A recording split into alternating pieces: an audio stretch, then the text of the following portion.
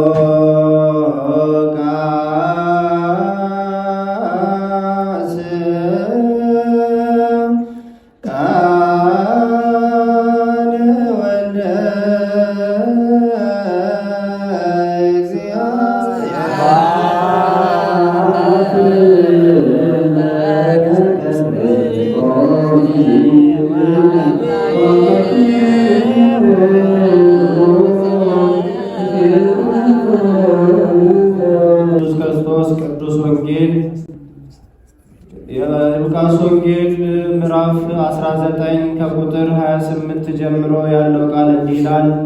ይህንም ከተናገረ በኋላ ወደ ኢየሩሳሌም ሲወጣ ይቀድማቸው ነበር። ደብረ ዘይትም በሚባል ተራራ አጠገብ ወዳሉት ወደ ቤተ ፋጌና ወደ ቢታንያ በቀረበ ጊዜ ከደቀ መዛሙርቱ ሁለቱን ላከና በፊታችሁ ወዳለችው መንደር ሂዱ፣ ወደ እርሷም ገብታችሁ ከሰው ማንም ገና ያልተቀመጠበት ውርንጫ ታስሮ ታገኛላችሁ፣ ፈታችሁም አምጡት። ማንም ስለምን ትፈቱታላችሁ ብሎ ቢጠይቃችሁ እንዲሁ ለጌታ ያስፈልገዋል በሉ አላቸው። የተላኩትም ሄደው እንዳላቸው አገኙ። እነርሱም ውርንጫውን ሲፈቱ ጌቶቹ ውርንጫውን ስለምን ትፈቱታላችሁ አሏቸው። እነርሱም ለጌታ ያስፈልገዋል አሉ። ወደ ኢየሱስም አመጡት። በውርንጫውም ላይ ልብሳቸውን ጭነው ኢየሱስን አስቀመጡት። ሲሄድም ልብሳቸውን በመንገድ ያነጥፉ ነበር። ወደ ደብረ ዘይት ቁልቁለትም አሁን በቀረበ ጊዜ ደቀ መዛሙርቱ ሁላቸው ደስ እያላቸው ተአምራትን ሁሉ ስላዩ በታላቅ ድምፅ እግዚአብሔርን ሊያመሰግኑ ጀምረው በጌታ ስም የሚመጣ ንጉሥ የተባረከ ነው፣ በሰማይ ሰላም በአርያምም ክብር አሉ። ይቀልል እልፈተ ሰላም ዝደቃቲ ቃል ወሪተ ነያት ቤት ይላርዳዩ